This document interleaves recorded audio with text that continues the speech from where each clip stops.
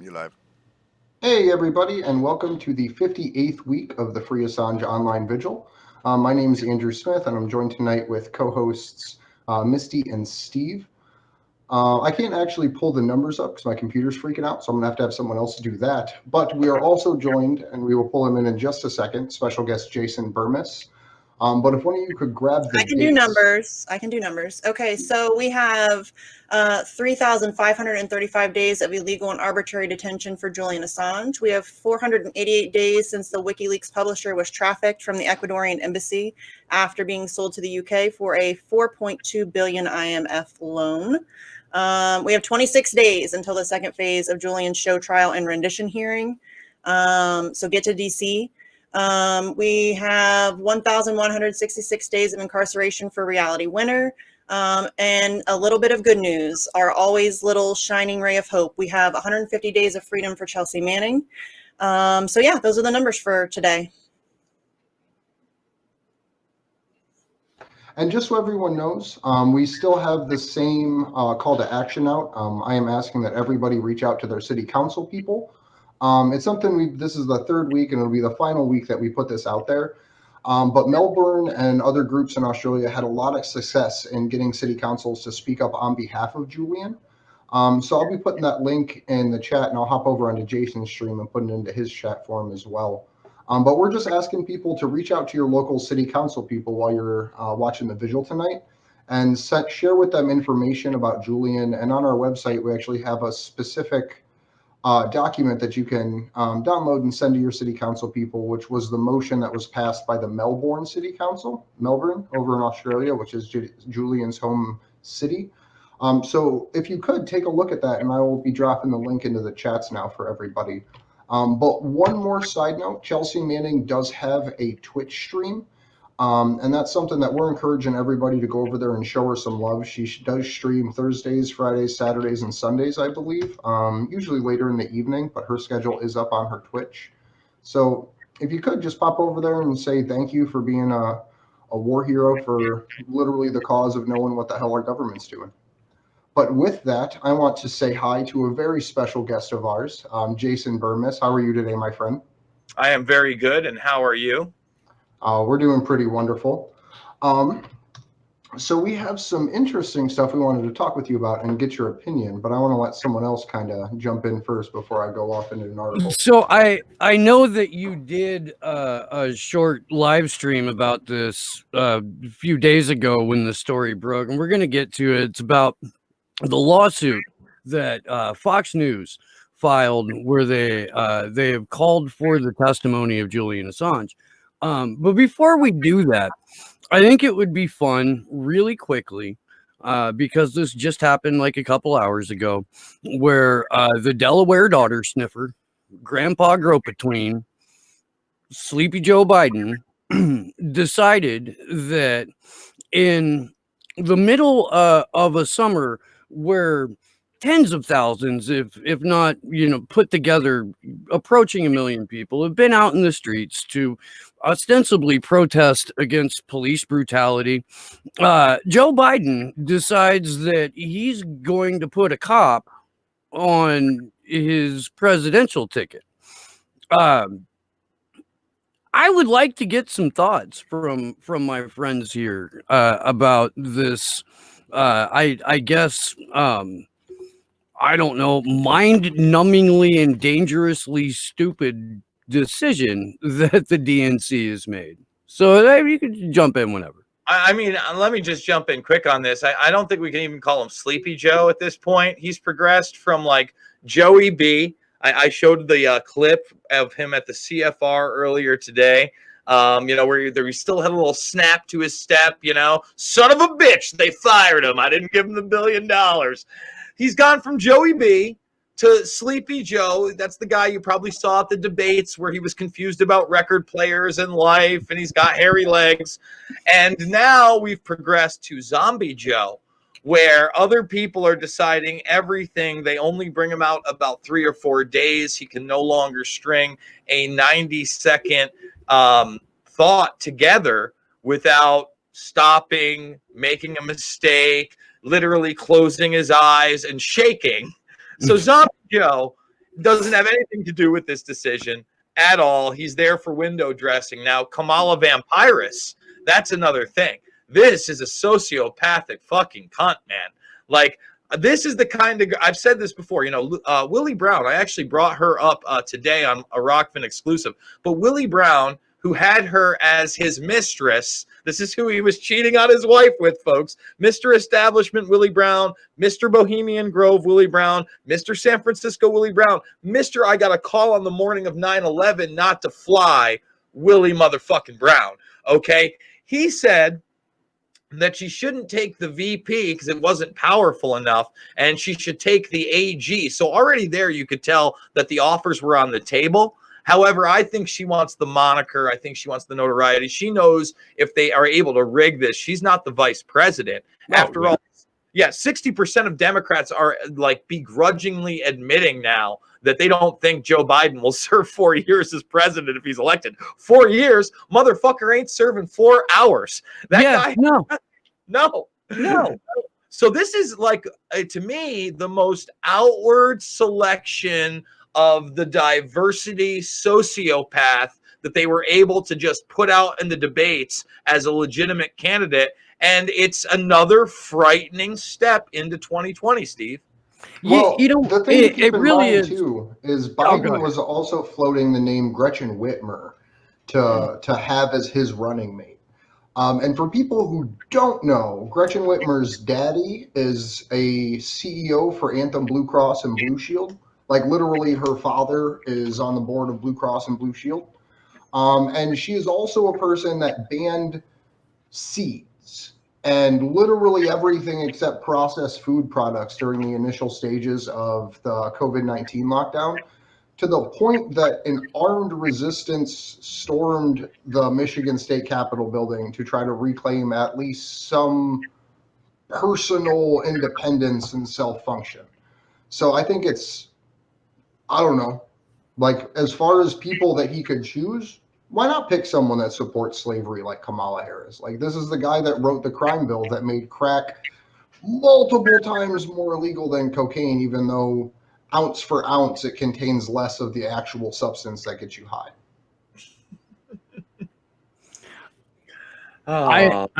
My favorite thing about Kamala Harris, and this I've lived in California now for almost 20 years, but when she ran for attorney general, her opponent was this guy who was basically a poster child for the Lebensborn, just blonde-haired, blue-eyed, like proud, authoritarian, borderline Nazi. And she won her race by less than 1% of a point, as I guess she was trying to bill herself as a progressive district attorney or something like that.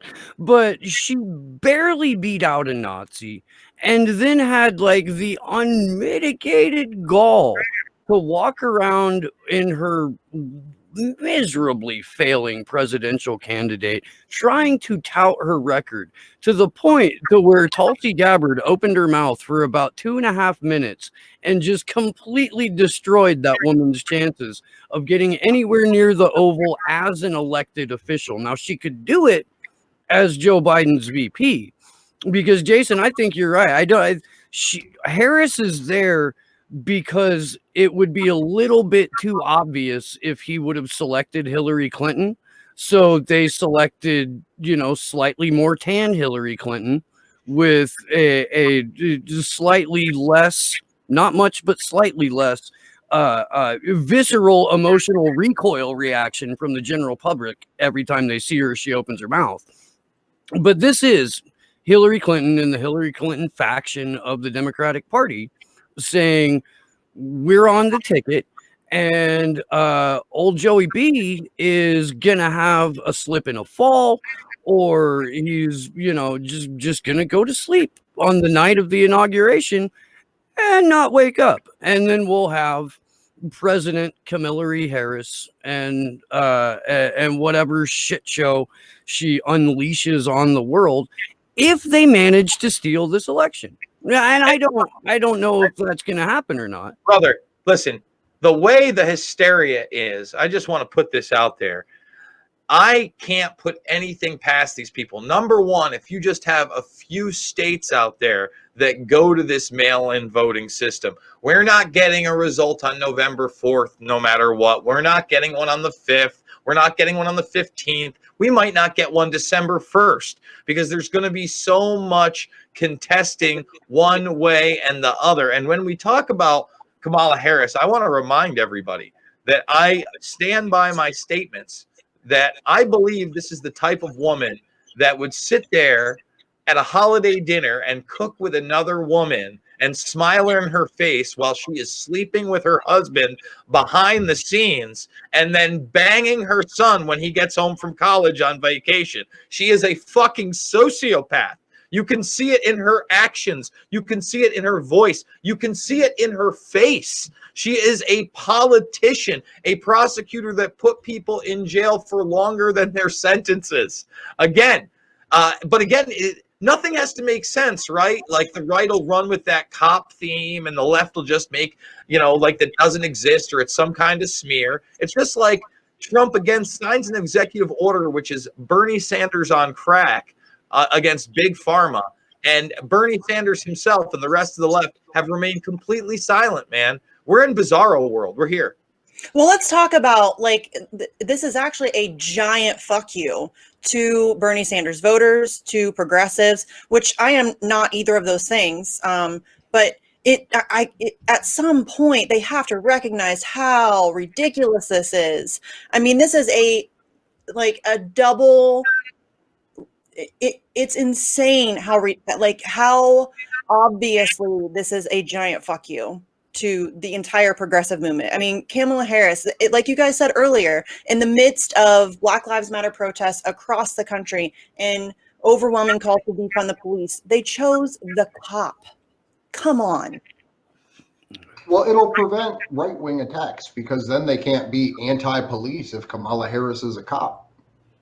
And Joe Biden wrote the fucking crime bill. Like the problems that people have with the police right now, with our prison system, with the criminal justice in general. Like you can point to a couple specific individuals and say, were it not for these people and their efforts, it would not be this fucked up. Joe Biden is that guy. Kamala Harris is the one who said, as Misty just mentioned, no, you don't get out of jail yet, even though your sentence is up, because we need you for cheap labor and we need you to go fight forest fires in California. And that's called slavery. I don't know if people are aware, but forced labor is called slavery. It's actually, you can look it up. It's called the 13th Amendment. There's a little caveat in there that says like, hey, we can't have slaves unless you're in prison. I mean, on the Democratic ticket, we have a segregationist and a cop who supports slavery. We live in a fucking cartoon, right, Steve? I mean, that's basically what it is. This is the craziest timeline imaginable. It's the stupidest timeline imaginable. I don't know if it's the craziest. Like, I can think of some crazier shit that could happen, but this is by far the stupidest timeline. And we all know why. It's because that marmot got stuck in the Large Hadron Collider in 2016, forcing a hard reset about 3 months before the presidential election. And ever since then, man, it's just been fucking nuts. I still think there's a possibility that David Bowie was the glue holding everything together. And once he died, the world collapsed. That's my theory. That's the one I'm working with. Well, Jason, any David Bowie related conspiracy theories before we get to this article? I absolutely zero David Bowie related conspiracy theories other than the non-conspiracy that he and Mick Jagger did have a sexual relationship. That seems to be 100% verified. And that video that they did together is not only hilarious for every reason, but awesome that the Family Guy played it start to finish in one of their episodes and not even an excerpt. That's all I got for you on that, Steve. So let's go ahead and jump into this lawsuit that was filed. Let me pull up the actually before I go to the documents, I'll pull up the article real quick to kind of set the scene. Let me put it on the share here real quick. And we have an injured Sleepy Josh tonight, so we are we are teching on our own. And I hope that Josh heals up here very soon. Not only because it sucks to be in pain, but I have a show coming up on Sunday. So a U.S. federal judge has asked the U.K. to assist in facilitating the testimony of WikiLeaks founder Julian Assange in a civil suit against Fox News brought by the parents of slain DNC staffer Seth Rich. Am I reading the right fucking article here? Yeah, I am. Yeah, U.S. Magistrate Sarah Netburn said in a filing on Wednesday that Assange's evidence cannot be secured except by the intervention of English courts, and that such intervention would serve to further international interests of justice and judicial cooperation. This is fascinating. And like I said, Jason, I know that you have done a video on this. So if you want to set it up just a little bit while I pull up these documents, that would be fantastic. Yeah. So the document's actually behind me. And this isn't I don't believe this is a new lawsuit. This is an extension of the lawsuit out there by Fox News defending that their stories about Seth Rich and Assange were actually true. And in these 20 questions that they are basically trying to use a precedent set by The Hague to get a video conference with Julian Assange. After all, they facilitated a ton of these video conferences overseas, especially during COVID 1984. You have 20 questions that not only ask the questions about Assange, but WikiLeaks, their relationship to Rich, but whether or not Russia itself, the GRU, or anybody affiliated with them, the FSB, the SVR, the FSPSI, had any role in the 2016 DNC emails released. Now, obviously, we know that Assange may not answer certain questions, but I think he would certainly answer number 20. And we all know how he would answer it. He would answer it the same way he's always answered that question, and that is that Russia did not facilitate those emails. So this is a 60-page document, but it contains the original lawsuit. There's only about, I think, 12 to 14 new relevant pages. But yeah, I thought this was extra encouraging. And then on top of that, before you guys came in, I was prepping the audience for this. There's another lawsuit now going on where Matt Couch is suing NPR, Michael Isikoff, and others that were involved in a Yahoo podcast series that defamed him and basically says he's a liar and the whole Seth Rich story is not true. So we have more and more lawsuits out there of people defending their work with the Seth Rich case, with the fact these emails did not originate from Russia. And I think this is extremely important because we may be able to put things on the record in civil court first rather than some kind of kangaroo federal court. Do I think it's going to work? I'm never hopeful. You know, every once in a while, you know, you get a Chelsea Manning commuted sentence. Every once in a while, you get a Harvey Weinstein prison sentence. So, you know, am I hopeful? No, but I do see these as avenues of people fighting back, and hopefully something will slip through the cracks. You know, so every time that Ray McGovern's on, we have an opportunity to talk to him a little bit because he's been subpoenaed in one of these lawsuits, and there are multiple ones out as far as I remember. My hope ultimately is that no matter how long of a process it takes, regardless of who wins the lawsuit, we will actually be able to get to look at court transcripts and 100% know, finally, yes, Seth Rich was the person who leaked these to the DNC, or no, he wasn't, but we may be able to figure out who did. At some point, it's there.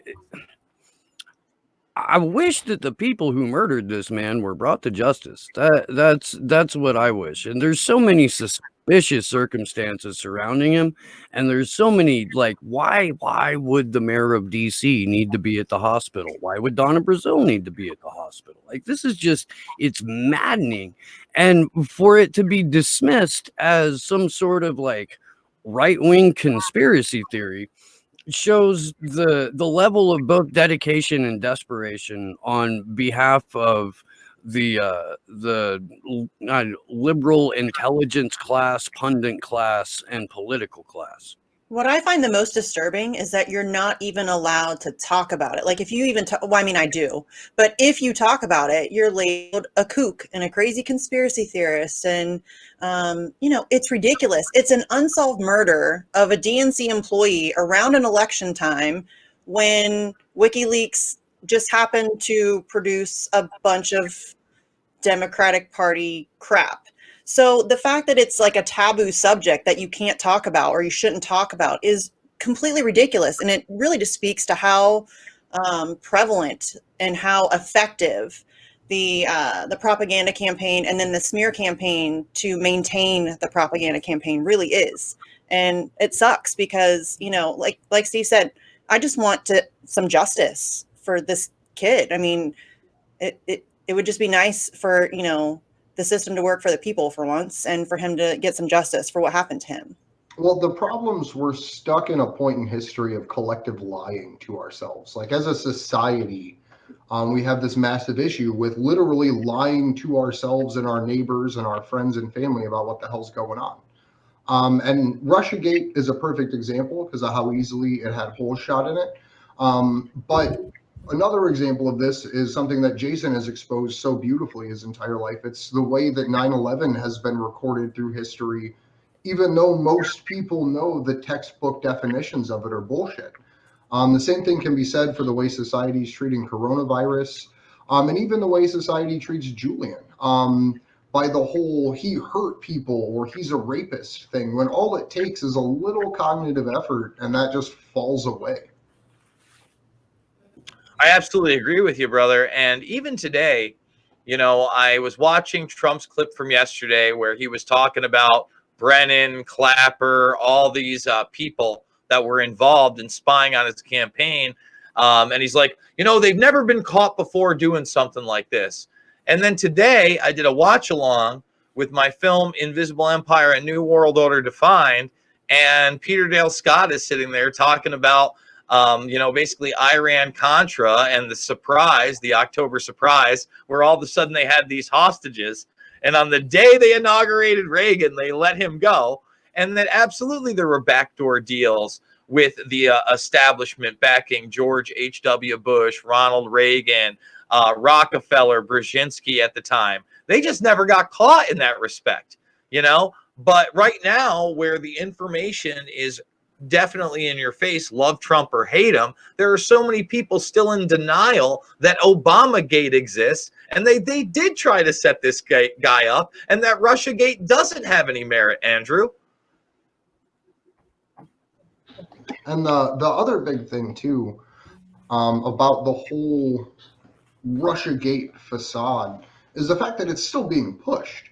Like, it's been debunked from every which direction. Reality Winner released documents that showed that the U.S. intelligence agency honestly had no idea what the hell was even going on in our country at this time, probably because the majority of it was dedicated to infiltrating and spying on Donald Trump's campaign. But the fact that they can still run a headline and say Russia did it and be taken as serious, because we have content creators like you, Jason, that get removed from YouTube essentially because you're considered harmful or dangerous content, when there's people that literally go out and lie us into wars on a regular basis that get the ad revenue, the promotional spots, and the placements by YouTube. Well, you know what? Even this week, Ford Fisher, I know Ford. I actually saw him in D.C. when I was with you guys in that initial Assange action. I want to remind people, September is just around the corner. Action for Assange absolutely needs your help. Go to actionforassange.com to financially support him and get him out there. But Ford Fisher, let me see if I can actually bring it up right here. We'll scroll down a while. He basically put up a video that was a press conference of an anti-fascist and his lawyer right here. Okay, and it's an 11-minute clip, and it says that a human reviewer found it to be hateful content and violent after a manual review. Here's the thing. The same exact footage licensed by Ford Fisher to now this is fully monetized. So it shows you, I mean, the same exact clip, the same exact content by an authoritative source, you're allowed to monetize it. But if you're Ford Fisher, who certainly isn't Luke Radowski or Jason Bermas or, Andrew Smith or Steve Poikonen, he's basically a guy that puts out 99% of just the same exact material. Again, frame for frame, word for word, the same content, demonetized for Ford, is monetized for Now This. And people think Now This is this hip alternative platform. Yeah, Now This, it's like the new Vice. Oh, so cool. And you never get an actual independent voice. You know what I mean? The actual raw footage. So that just shows you all the selective enforcement. Luckily, I know that my audience was aware of this, but my GoFundMe's got frozen out of nowhere 2 days ago. And then today they said that it was some kind of a processing glitch. So apparently I wasn't really up for review. There was no talk of harmful content. And I supposedly have access. But when you see people like Dan Dix get purged from platforms like GoFundMe, that is also extremely worrisome. And we're in an age, Andrew, of more censorship than ever. And then it comes down to Fox News having to get Julian pulled in on a lawsuit to actually be able to have this presented in a way that people will actually listen, which is fucking crazy to me that it's Fox News that is doing the heavy lifting on this, while at the same time had removed the article that they're being sued over and didn't even have the balls to stand by a well-vetted article in regards to Seth Rich, but then still continue this lawsuit even though they don't stand by the information that they have. Their own work. Right. We're not going to stand by our own work, but it seems like we might be able to do a little grandstanding here. So let's go ahead and file this motion, and let's try and get this testimony.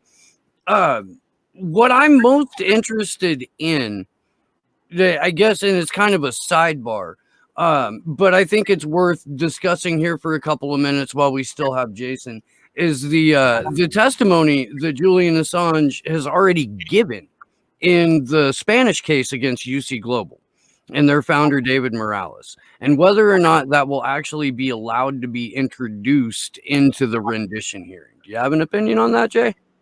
That's a great question. Again, when you're kind of in this kangaroo court system, anything could be possible. And there are some people that are saying that now these, I think, 17 charges, and then there's an 18th one that's somewhat separate, may be dropped, and a whole new indictment may be brought forth. And since we're in, COVID 1984 crazy, anything could be possible, right? I don't really know if I have an answer for you, because right now you still have a situation where this guy has been drug out physically of an embassy, is being tortured in prison, is being strip searched, right? When he is in court, he's put in a Hannibal Lecter style plastic box to keep him away from his lawyers.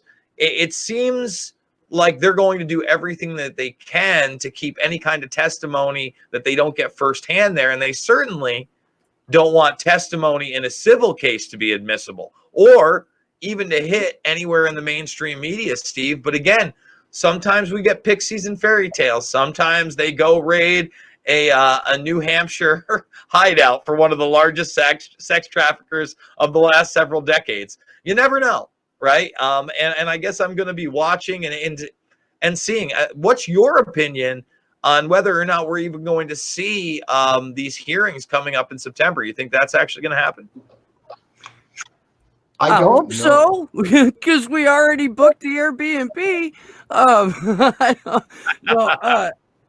Look, man, it would be foolish of both President Trump and the possibility of an incoming President Biden for them to postpone these hearings. The reason that I heard that they were thinking about not going forward with it is because they wanted to wait until after the election. Well, for Trump, it's not like Joe Biden is going to put Julian Assange on the table during a debate.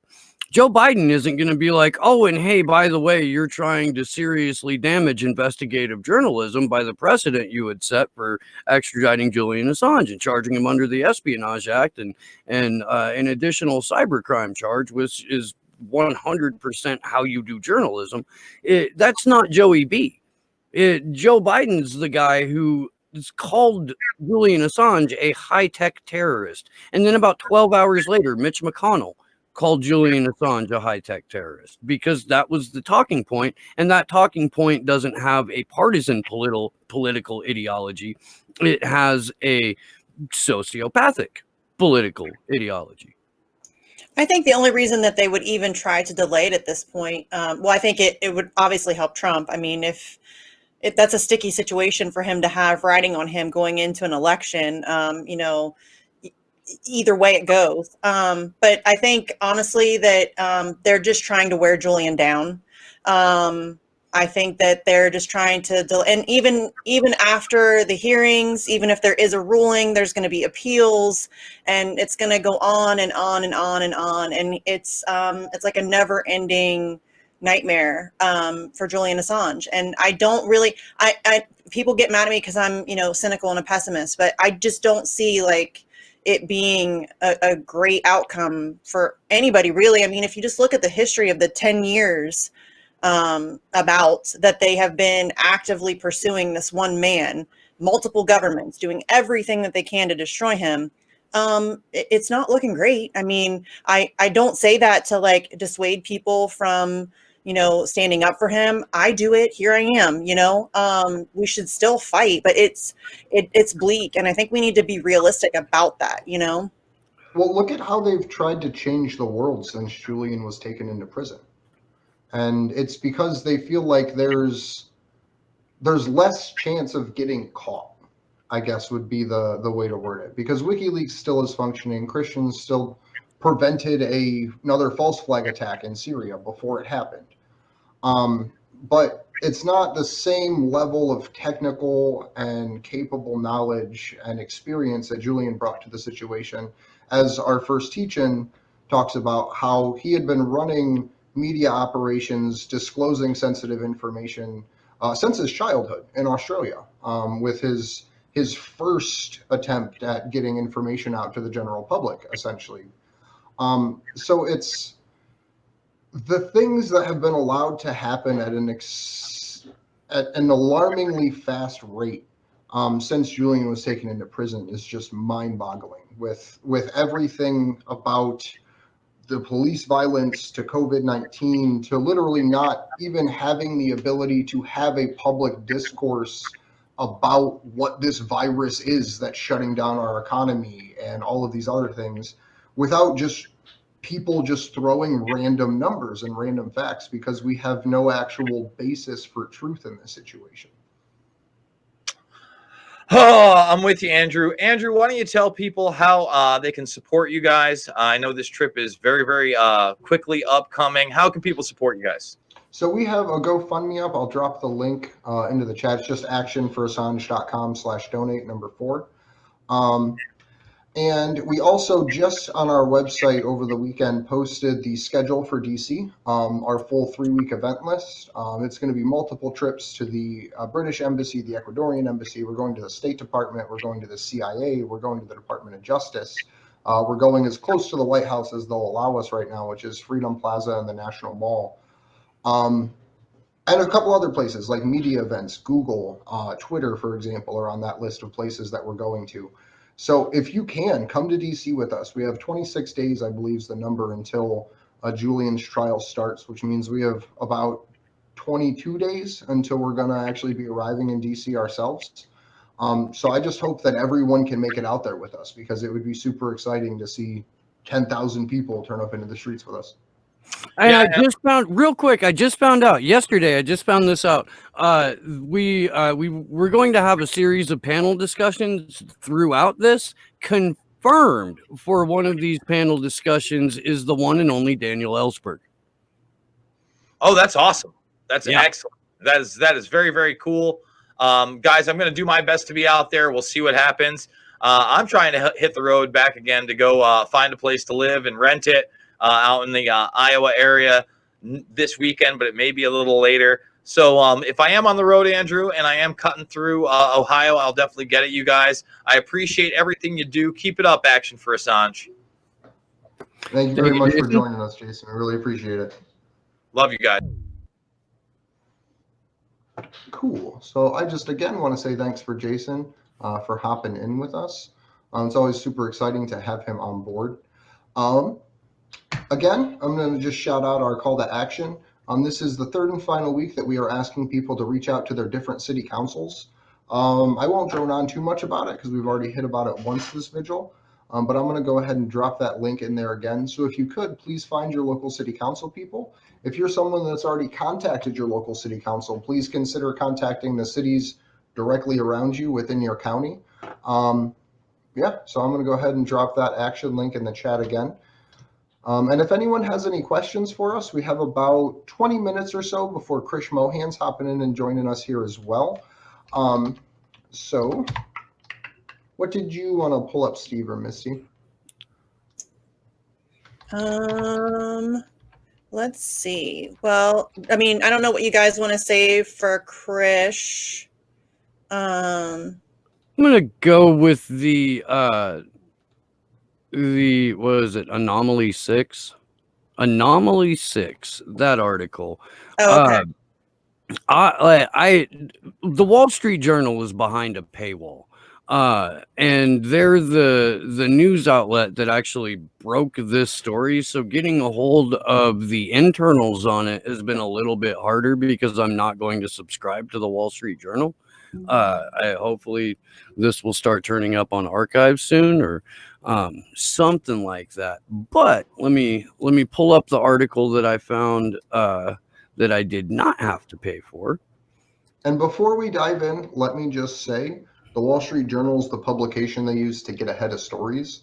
So once we're through this, I'm really interested to see what actual information above and beyond this comes out. So this is out of Android Central, which I had never heard of until finding this particular article. Damning new Wall Street Journal report says that a small U.S. government contractor embedded software in over 500 apps tracking millions of people worldwide. God damn it. I clicked on an ad and I did it again. I'm doing great. A small U.S. company with ties to the U.S. defense and intelligence communities has embedded software in its numerous mobile apps, allowing it to track the movements of hundreds of millions of mobile phones worldwide, according to interviews and documents reviewed by the Wall Street Journal. Anomaly 6, LLC, Jesus, my computer's skipping around, is the company in question, apparently boasting in marketing material that it was able to draw location data from more than 500 mobile applications from its own software development kit embedded directly into some apps. Anomaly 6 says it embeds its own SDK in some apps and in other cases gets location data from partners. The report says Anomaly 6 is a federal contractor that, what the fuck? God, that's irritating. Strobing out on me. I'm gonna have a complete epileptic seizure live on camera. That'll be fantastic. The report says Anomaly 6 is a federal contractor that provides global location data to branches of the U.S. government and private sector clients. It told Wall Street Journal that it restricts the sale of U.S. mobile phone movement data only to the private sector, however. Oh, that's really comforting.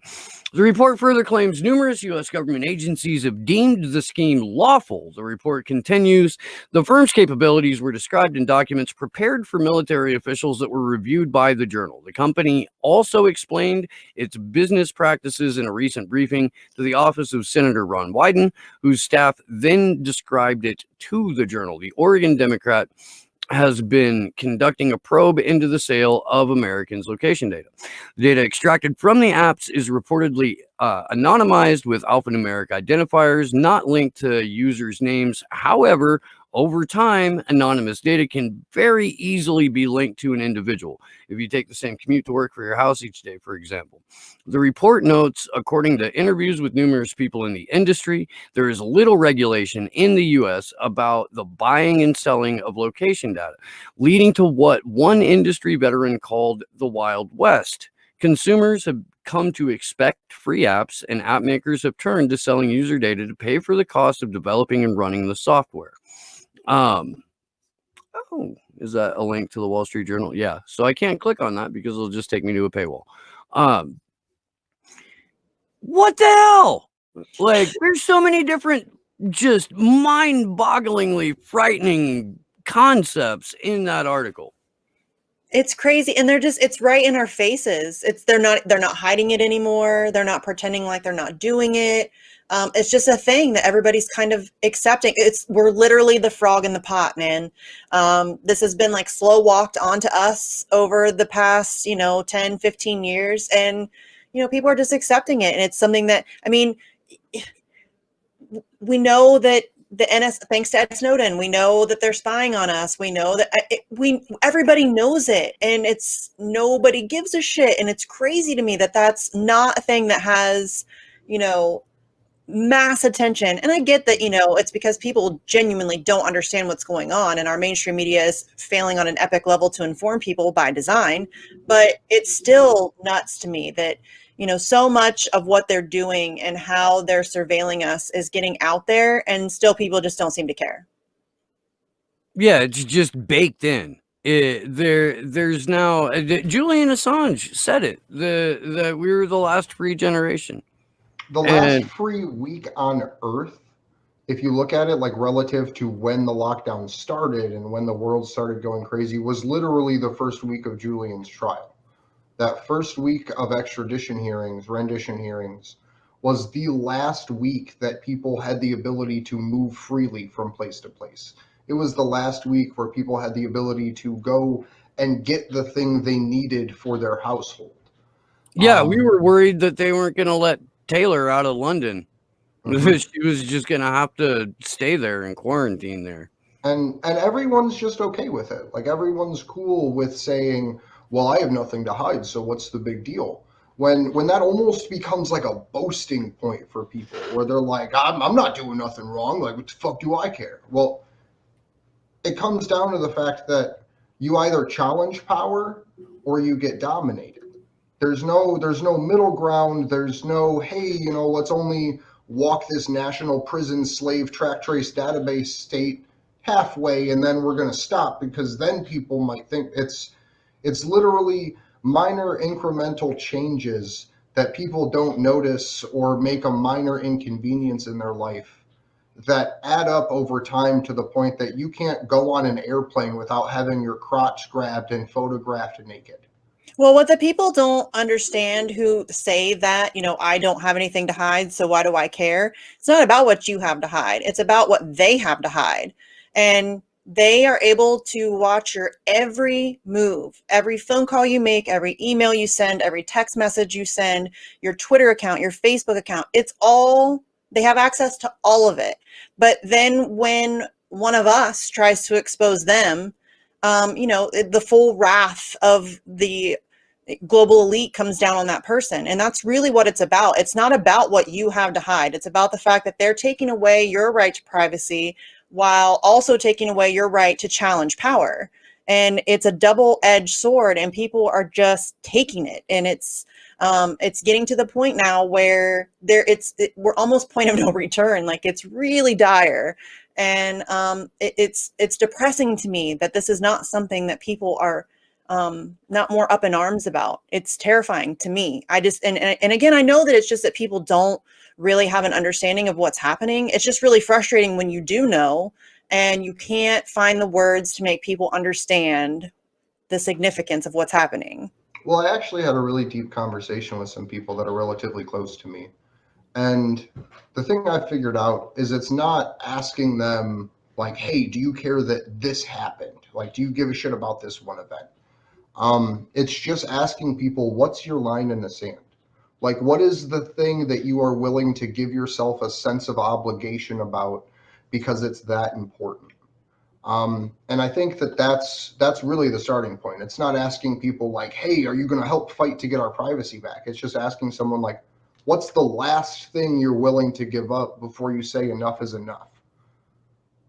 Well, and that was my whole problem. And I think you, Andrew, were the one who like coined the phrase, but that was my whole problem with Bernie Sanders' campaign, because it was, what are you willing to trade for Medicare for all? What are you willing to trade for a Green New Deal? Are you willing to sacrifice investigative journalism in the life of Julian Assange? If so, put a rose emoji next to your Twitter handle. You know, are you like, do you not give a fuck about civil liberties? Could you care less about US imperialism? Great. Have we got a candidate for you? You know, gonna say everything that you want to hear about this domestic policy shit without ever once addressing the national security state, the surveillance state, the way that journalists have been treated and continue to be treated. Not only that, but one tweet that never mentioned Julian Assange by name was the sum total of candidate Bernie Sanders, like his whole stance on what Julian Assange was, and to go from that to Biden, who has called him a high-tech terrorist when he could speak and use multisyllabic words without having to like blink it off. And Kamala Harris, who is as law and order, if not more law and order than most of the people in the Trump administration. Like, this Well, is she's why, also a direct product of Hillary Clinton. Let's be real. without a doubt. Yeah, this is her, kind of protege. So I think that it couldn't be more clear where Kamala Harris is going to stand on Julian Assange. And I mean, Bernie Sanders, in his little statement that you mentioned, that he didn't even mention Julian Assange by name, that took 44 days for that douchewad to even put out that. And from a guy who claims to care about all of the stuff that he cares about, it's all bullshit, really. Let's just call it what it is. He claims to care about a lot of things and is really good at putting on a show, but when it comes down to it, he doesn't actually stand for any of those things. But he really does put on a good show. I'll give him that. He's better at professional wrestling than Donald Trump. Absolutely. More convincing for sure. 4 years ago, maybe, but I felt like he was phoning in the entire campaign this time around. Yeah, I agree. And I think that had a lot to do with his advisors that he chose to surround himself with. Partially. I mean, I just don't think he gave a shit at all. He knew, I don't think he even cared to put up a pretense or, pretend like he was, making an effort. I mean, a lot of his followers fell for it and believed that he was, but to us who, we're kind of on the outside looking in, it couldn't have been more obvious that that dude had no intention of fighting or winning or fighting back. Or, I mean, come on. We all saw the coin tosses in Iowa where the dude's literally like flipping it over in his hands and then like placing it the way that he wants it on top of his hand. Bernie Sanders didn't say jack shit about that. He said nothing. And so, I mean, I couldn't understand why anybody would have supported him after 2016, after watching what he did to his supporters. But surely by now, y'all have to realize. and yet, no, I know. On my way back home from work, and this is like everyone in Bernie's sphere, the same like religious fervor gets passed down to the supporters. On my way home, I checked in with our friend Kit Cabello at Hardlands Media, and he was ranting about the Kamala Harris thing.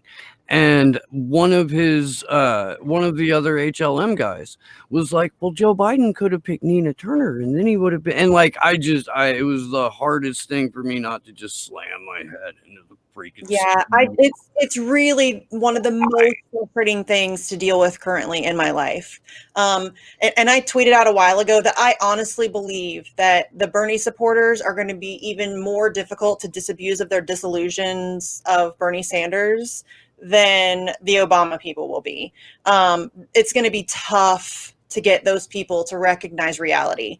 And I get it. He really did sell it well. And he, and people really are desperate. They want somebody to believe in so much. They really want to believe somebody's in their corner and fighting for them. And that's partially why at the same time I get unbelievably annoyed with these people. I also just feel really bad for them because I get it. Like, we're all in that same boat. We want to believe that somebody's got our back. Bernie Sanders ain't it. He never was. And real quickly, I would like to deliver an open telegram to the people who insist on making heroes out of politicians and propagandists. Stop. I was gonna say, you see that same level of like hero worship for Bernie that you do for Trump in the QAnon movement, where you literally have people on the internet putting up an article that's like, Fox News is requesting Julian's testimony, Donald Trump, MAGA, hashtag, fuck yeah. And at the same time, reject the reality that it was Trump's Department of Justice that brought this, and reject the reality that it is Trump himself and Barr himself that could end the prosecution of Julian Assange.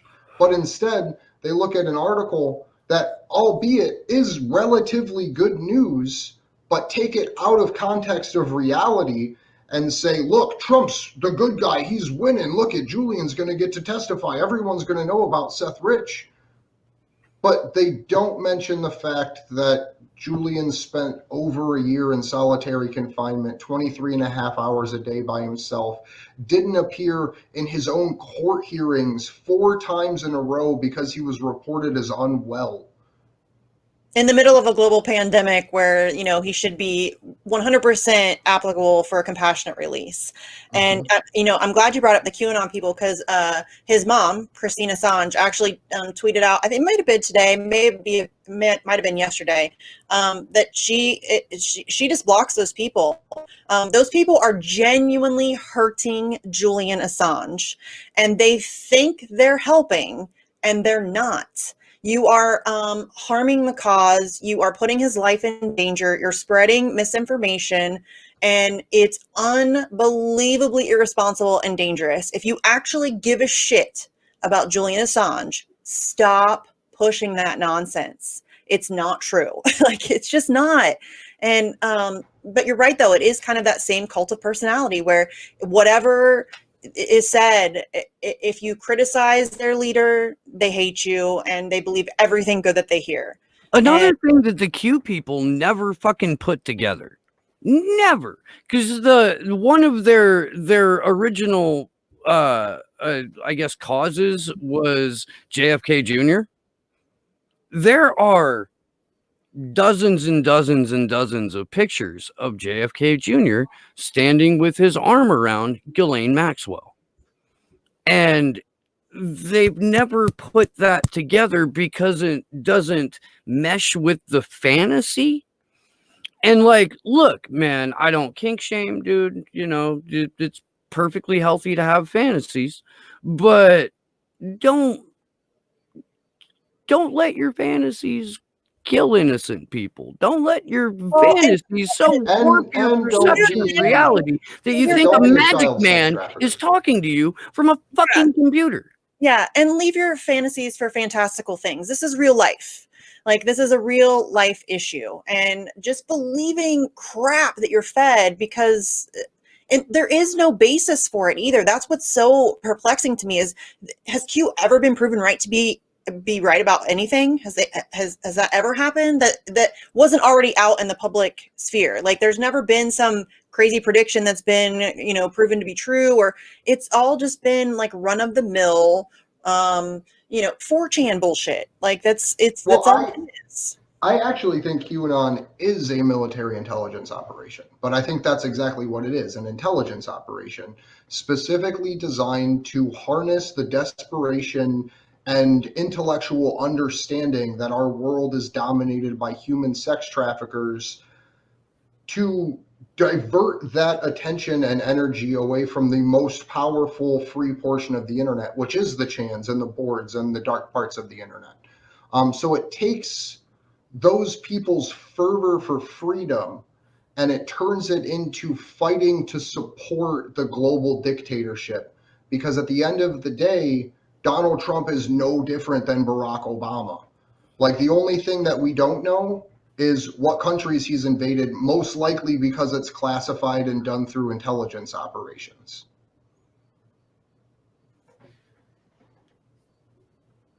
Sorry, dead air. No, you're good. Reading there's someone in my chat, Thomas Buse, thinks that Q is the Marine Corps and that they started an intelligence unit in 2015. I've always leaned heavily towards NSA personally, but like, dude, it's so fucking cartoonish. The entire Q thing is just, there's like movie plot lines and fucking like bad movie plot lines. Bad action movies from the 80s are now, 100% certifiable, like hardcore reality. It deactivated a ton of people. It put a ton of people to sleep. And that's really where there's no difference between Q and Barack Obama. It just let them think that because there was this one entity that everything was going to be okay. And they didn't have to get mad about anything. And they didn't have to go do anything. And they didn't have to get out into the streets anymore. They didn't have to demand any accountability from anyone in office because they had a plan they could trust. And that's the most dangerously stupid thing about it. Yeah, I think that's what it boils down to, too. Like I was just saying earlier, the people just really want something to believe in, and they want to believe like somebody's on their side. And so this Q thing allows these people to believe that Donald Trump is this crazy, wicked, smart chess master of a, oligarchy tearing down badass. And he's not, y'all. Like, I don't know. I don't know how to talk to people who are not willing, but who are able to be led into believing that Donald Trump is for anybody but himself. It's not like we don't have empirical evidence throughout his entire lifespan that he is an epic level douche canoe narcissist, shit stain of a human being. I have friends that are blue collar workers, fucking tree guys and shit. These guys are literally like hauling and dragging brush all day on a steep slope in the middle of the redwood forest. And they're fans of Donald Trump and believe in Q. And it's like, do you have a guy in Trump who won't pay his fucking workers? Yeah. If you were going to do a fucking tree job at Mar-a-Lago, you would get stiffed. And you like this guy. Why? Because the magic man in the chat room tells you? Well, are you fucking high? And if you are, share. Don't hog that shit. That's some good shit, if that's what's up. The other thing that I think, and we've talked about this off camera a little bit, and we'll pull you in just a second, Krish. I just want to make this point before I say hello. I think there's a part of me that thinks that QAnon is just Barron Trump. And if people remember, this goes all the way back to 2016, 2017, when the media started like saying that he was autistic and like talking shit about him. And Trump literally just said, Barron's good with computers. And then he completely disappeared from the media. 3 months later, QAnon started. 3 years later, it's still going. And to me, if it's not a military intelligence operation, it is a desperate child now in his teenage years trying to justify the militaristic war pig actions of his father. So please welcome to the show, Krish! stand-up comedian, writer extraordinaire, host of Forkful of Ramen, our friend Krish Mohan. How are you, my friend? How's it going, guys? Sorry I'm a bit late. Can you guys hear me? Are you? I thought you were right on time. Oh, Yeah, you're a little soft. Then forget I said anything. You were 2 minutes early. 2 minutes early. You're That's good. a wrap, everybody. See, wait. Andrew, are you saying that Barron Trump is QAnon? I'm saying that it's as likely based on the evidence as it is that it's a military intelligence operation, because most of the like Q proofs center around direct communication with Donald Trump. So the people that would have that are either military intelligence or his son. You don't think it's Why would his kind kid of- be all up on his presidential BlackBerry? I'm Why? just saying, it's just a theory. He's Like, good with you know that computers. dude doesn't live there, right? Oh yeah. Like probably lives in some he's private really a school. time traveler, like that book said. Do you remember that? Do you remember that theory that ran around for a while? There was a book that was printed in like the 1800s called The Adventures of Little Baron von Trump. And it was a little blonde kid that looked just like Baron Trump. Yeah. And then that dovetailed into the theory that Trump's uncle stole Tesla's research notes and then turned around and made a time machine, which is how Baron von Trump had his adventures. I am not stoned enough to have this conversation. I just want to make that For perfect. real though, that's a really creative conspiracy theory. I So mean, well, another Yeah, super that one. interesting thing to pile on to this wonderful conspiracy video this is turning into. There's a conspiracy theory built into the Project Pegasus conspiracy theory that a dude named Andrew something or another, like Weissel or some shit like that, like someone you've literally never heard of, was going to lead the world in the 2016 election into the global truth movement. So I think that that's a really interesting thing too, because he's literally like, I'm a time traveler that came into the future to lead the truth movement and liberate humanity. Like, Oh man, it's rowdy. But I so do like the creativity of conspiracy theories, though. I gotta say, I always enjoy like how wild and creative they can be. I remember when I was early in my touring career, I got to open for Big J Okerson, who's a very funny comedian, a really great storyteller, very dirty comic, but very funny. And he's a super sweet guy. And we were staying in the condo, and one of his things is to like get high and watch a bunch of conspiracy theory movies. And so that's what we did after the Late Show. And one of the ones that we watched were like, it was like about the Aurora shooters, the theater. Columbine No, or the no, movie theater guy? the guy movie that dressed theater. up like the Joker. Yes. Oh, Yeah, Krish. that guy. And I remember he got so upset about like just how not creative the conspiracy theory was, because they were like going into this whole thing about like just looking at FBI body movements and stuff like that. And he was just like, it's not even that creative, and what the fuck are you supposed to do after? Like, are you saving these people, or like, and all this other shit. But it was just like some of their theories about him were kind of interesting, but then a lot of it was like, look at the FBI guy, look at the way he moves his shoulder, and it's just like, what the fuck are you talking about? Like, that was their linchpin, is just like a shoulder twitch that this FBI guy had.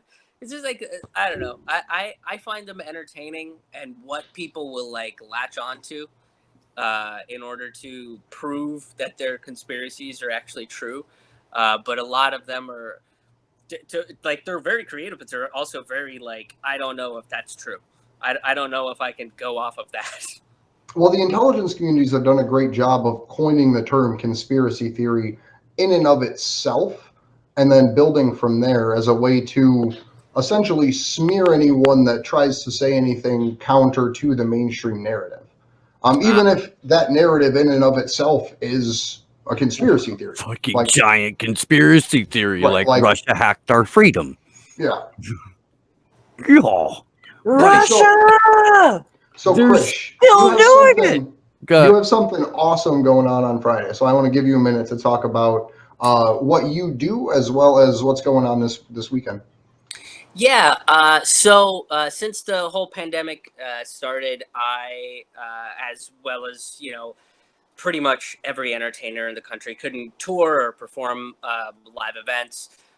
So in order to kind of figure out how to still perform live, I decided to do some Zoom shows, and I did a test back in April. It went well. So pretty much every Friday since May, I've been doing these shows that I've been calling the Citizen Revolution virtual stand-up comedy show. And starting in June, each week I talk about a particular sociopolitical topic. So I've talked about the Black Panther Party, the history of the Black Panther Party. I've talked about electoral politics, how many general strikes we've seen in the history of the United States, the Fed. It covers a whole range of topics. And each week I also donate to a grassroots organization. I donate half the ticket sales to a grassroots organization. And this Friday, on August 14th, I'm going to be donating to Action for Assange because you guys are going down to DC and to help support that and help you guys get down there and, you know, cover something that I doubt a network like CNN or MSNBC or even The Guardian is going to give fair coverage to. I want to make sure like the people that are going to cover it in a fair way are going to give the information that corporate media isn't going to give to that you guys, you know, hit your goal. And I wanted to help contribute in some way.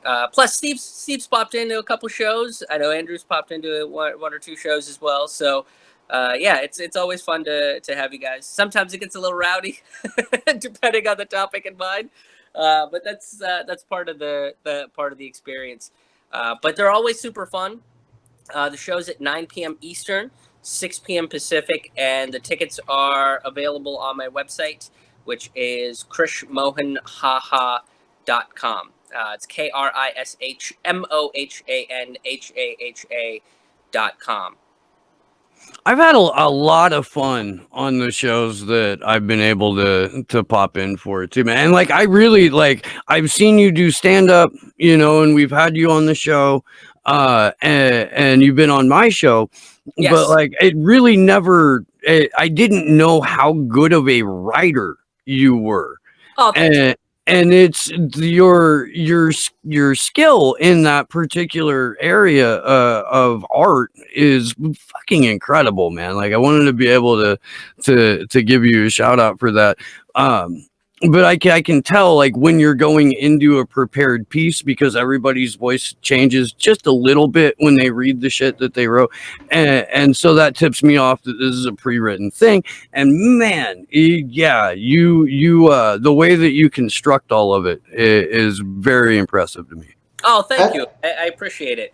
Yeah, I was just going to say the information you cover too is pretty pertinent. Like, you are one of the only people in the last 2 years that I've heard actually talk in depth about the functions of the Federal Reserve and do it in a way that's actually relatively entertaining and funny, more so than here is how banking works. Which I feel like when you talk about the Federal Reserve, though, you are in essence talking about how banking works. But when you talk about the way that the Federal Reserve came to be, is like, it's so weird and creepy, and there's so much. It's bizarre to me how much. For lack of a better term, how much stock we put into the Federal Reserve. But pardon that pun there, but it is interesting. That's the sort of stuff that's interesting to me.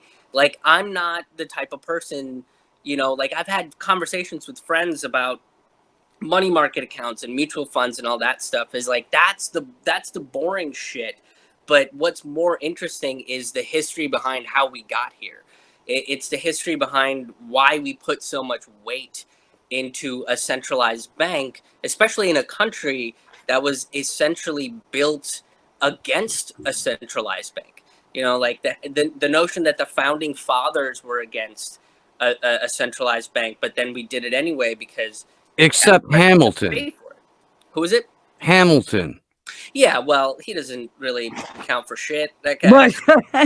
Well, he ran the Federalist faction. It was his, like, him and his little cabal of like pre-Wall Street cronies that really went above and beyond to try and establish a central bank, like way back 1780s.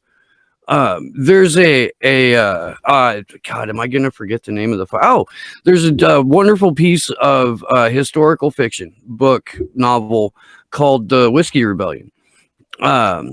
And it goes into fascinating, like real accurate detail about the creation of the US stock exchange and how traders and speculators have been basically ruining it for everybody since the beginning of the country.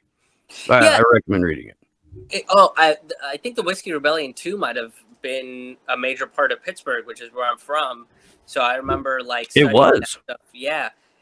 We used to take a field trip because there's like a church near my middle school. Yeah. Oh man, this is like years ago.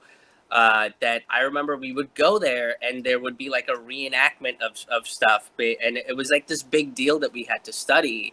But you know, when you kind of think about the stock exchange and all that, it is literally like a system that makes absolutely no sense. And like once you start pointing that stuff out, it's really hard for people to justify it. You know what I mean? Like really the only justifications I get when I start saying like this doesn't make any sense, listen to what you're saying, well they go, well that's just how it is. You know, and it's like, but it doesn't have to be. Which is sort of the point that I try to make in these shows is there's a status quo and the way that we do things, but we don't have to continue doing it this way. It's very antithetical to basically the way that we should live our lives, basically the way that, you know, like the Constitution talks about the pursuit of happiness, and it doesn't come from Wall Street or the Fed or the banking industry. Like that's not where the pursuit of happiness comes from. Psychologically too, is we find more happiness in philanthropy and helping each other out, and just doing good for your fellow man. That's a major way that we get happiness. And you know, like none of the systems we have in place within this unfettered capitalistic culture that we live in promotes any of that. And it really is kind of nuts too. Like I was just talking to a friend of mine the other day. It's the year 2020 and there are still grown ass adults who think that an appropriate way to deal with our issues is to blow shit up and kill innocent people. And that's crazy. That's like you would think. And if you kind of question the status quo, you're seen as this kook. And it's like, you guys, shouldn't that be the goal? Like, shouldn't we be working towards a society where we take care of each other and we look out for each other? And that's communism. Well, then I'm a fucking commie. I mean, I am Putin's buddy, so let's be real. He's it kind of drives me nuts though that it's when you recognize the fact that all of that stuff, all of the war and genocide and starvation, it's unnecessary. As a human race, we have evolved to a place where we absolutely could take care of everybody. We could do that if we wanted to, and it's a conscious choice that's made that keeps us from doing it, and it's maddening when you think about it. So yeah, I mean, kudos to you for being able to find the humor in it, because I just get really pissed off. Oh yeah, the humor definitely comes from the rage. The thing that I'm kind of working on for this Friday show is, since we're talking about Assange and everything that's going on with him, is to kind of look at what the Espionage Act is and how it's affected whistleblowers and just our general life and as it is. And a lot of people, even when I was researching it, I had an inkling, but it's always nice to get the proof, isn't it? Like whenever you're like, oh, I think it's this awful thing, and then you research it and you go, oh, it is this awful thing. Like I had a feeling that the Espionage Act was never really about espionage in any way. It was never really about, someone coming in trying to steal state secrets or anything. And it wasn't. Even when it was written, the people that they were going after were, socialists, part of the labor movement, like Eugene Debs. They were going after anti-war activists and peace, people promoting peace. And they basically used something like the Espionage Act to say that if you were talking about peace, if you were promoting peace, if you were an anti-war activist talking about how the working class is constantly used as cannon fodder, they'll put you in prison. And people actually don't realize that for the last 102 years, right, since 1918 and Eugene Debs' prosecution, that it is illegal to dissuade people from joining the military. And that's something that people honestly have no idea about, that you can literally, in the privacy of your home, tell your child, friend, brother, hey, I really don't think you should join the army.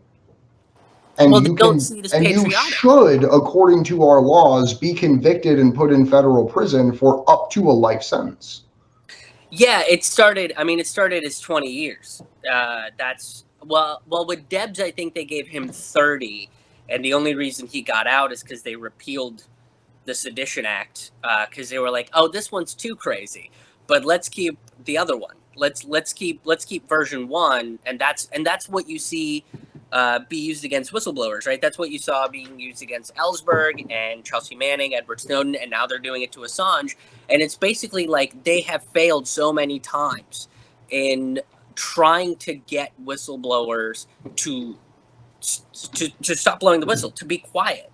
And now I think they have a prime opportunity with Assange. And I think the reason why, this case shouldn't be happening, period.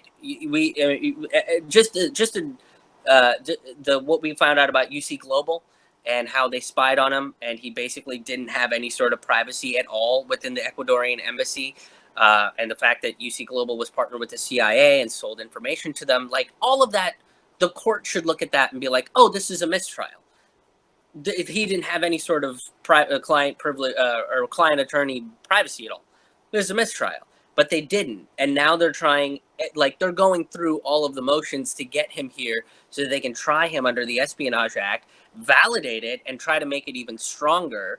And this is sort of like, it seems very much like this is their last ditch effort, and it's very, very unfortunate that it's someone like Julian Assange that they have to make an example out of, which is why it's important to have people like you guys and Taylor and Lee Camp and Jimmy Dore and myself and pretty much comedians and independent journalists, it seems like, that speak out against this thing. Because if you look at something like CNN, last year they had they put out this like huge article that was debunked by someone that was in the Ecuadorian embassy that basically is CIA talking points through and through.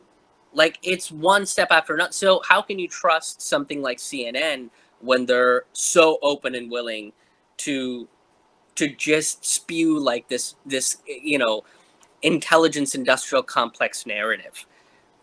There are politicians who will decry state television in the countries that we don't like. And well, the answer to your question, Krish, is that you don't trust them. Exactly. That's the answer. You don't. There is anybody who trusts CNN at this point is it's again one of those situations where I don't know whether to be really mad at them or to feel sorry for them, because it's, a lot of them are people who are, my mom's age or older or whatever, they've always trusted the news. The news has always been, a reliable source of information, and so I can't be mad at those people necessarily because they don't know any better, but it's also incredibly frustrating to deal with those people. It is. Yeah. I was talking to my girlfriend about this the other day.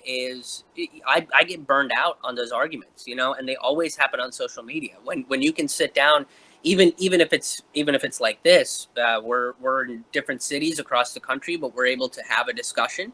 I can see you guys' faces and everything, but when I sit down face to face with somebody, it's a lot easier to have the conversation. Over social media, I get exhausted. Trying to, point out like, hey, here's the CIA talking point. Here's how they're trying to smear him. This is not factual. I had a conversation with somebody that was looking for like new news outlets, right? Like he's like, oh, I listen to NPR, but I'm looking to diversify. I listen to Democracy Now, and I was like, those are fine, but NPR is, you know, funded by Boeing. They get a lot of state funding, And the Koch brothers and yeah, Eric the Schmidt. Koch brothers. Yeah, there's a lot of right wing billionaires that put money into NPR. They're Democracy Now. And I used to like Democracy Now a lot, and all of a sudden they went down this, like, you know, Orange Man bad Russiagate conspiracy thing. And Aaron Mate even pointed out is like, I don't know why. I don't understand why they took this direction. But I pointed out Aaron is one of the trusted sources that I like listening to. I think Aaron does. Aaron is one of the, you know, true journalists that's out there. And I pointed out that he writes for the Gray Zone. And immediately, you know, I had people coming out saying that he was, Max Blumenthal was a Kremlin puppet, that he was a Maduro puppet. And I didn't know how to so I just tried to talk to them and be like, what makes you, like, because he points out certain facts, like, and it was like, well, he's been on RT. And I was like, well, then you shouldn't trust anybody that's been on BBC because they're on UK state media, or anything, or like CBC because that's Canadian state media, or NPR because that's American state media. And none of these, like, massive states have the people in mind. They've historically never given a shit about the people. But that wasn't, you know, but that argument veered off into, you know, I've started noticing, like, there is this weird nationalism on the liberal side of things, and it comes down to that McCarthyist argument of, if I disagree with you, then you must be promoting this, you know, anti-US, anti-patriotism kind of narrative that you're XYZ puppet. Like, I can't say that the CIA has literally come out and said movements like Black Lives Matter are possibly connected to Russia because they sow discord within the American culture. And I was talking to somebody about it, and they were like, well, you know, they do. And I was like, no, that's not what the Black Lives Matter movement is about. The Black Lives Matter movement isn't about sowing discord in America. It's pointing out how bad racial tension in America is, and how much you know, inequality there is in terms of race in this country. Well, And I think people are very incapable of recognizing the nuance in this situation, because is it possible that Russia or Russian agents or Chinese agents or Israeli agents are trying to infiltrate movements in this country to co-opt them and to, of course that's possible. Of course, every government in the world is ruled by crazy sociopathic narcissists who want control, and they're going to try to get it in whatever way that they can. And if that means they got to send people to infiltrate some groups and cause some chaos, they'll do that, sure. But Black Lives Matter that's not what it's about. That's not what it was started from. It's not the purpose behind it. The intention behind it has nothing to do with Russia. Russia did not cause racism in this country. Russia does not cause police brutality in this country. Russia doesn't cause, you know, police murders in this country. It's a ridiculous notion. And so, yeah, there's some nuance there, that sure, there could probably be. It's no different than how we infiltrate other governments and interfere with their elections and all of those things. They're all crazy people. We're ruled by crazy people. So yes, that stuff happens. yeah, and I think it's actually more of the U.S. intelligence community infiltrating that group and causing a larger, more violent response than otherwise would be precipitated. Because the individual people there at the protests, whether that's the ones that are still going on or the ones when it first sparked off, they weren't there because they were George Floyd's friend. They were there because that same level of brutality had touched their lives. Yes. And if anything, I think the argument should be spun to a bit of a different standing, where you could say that it's not Russia that's trying to distort this underlying racial tension, that it's the United States attempting to divide, conquer, and control the mechanisms and outlets upon which dissidents are allowed to exert themselves in a collective fashion. Because everything is on the table as far as the way that they infiltrate groups. Like, if you're newer to the activism community, look back at how they infiltrated the Occupy movement. Most specifically, here in the city that I'm in, Cleveland, the FBI essentially gave someone a pretend bomb and said, tie this to a bridge, and then found that person guilty because the FBI gave them a pretend bomb, the idea, and spent 2 years egging them towards this violence.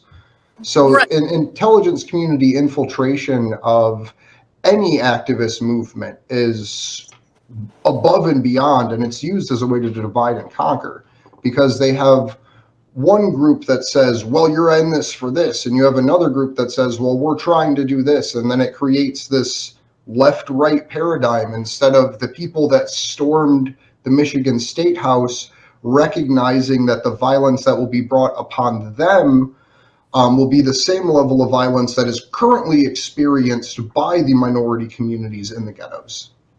Yeah, and you know, to kind of pick up off of both your points there too, is no one wants to, when they start talking about how there is Russian meddling or Chinese meddling or any of that sort of stuff. One, as Missy pointed out, this is what the intelligence communities do.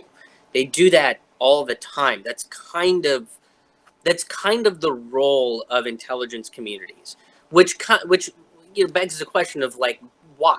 Like, if it's about protecting us from foreign enemies, why are they infiltrating? Why is American intelligence infiltrating American civil rights groups?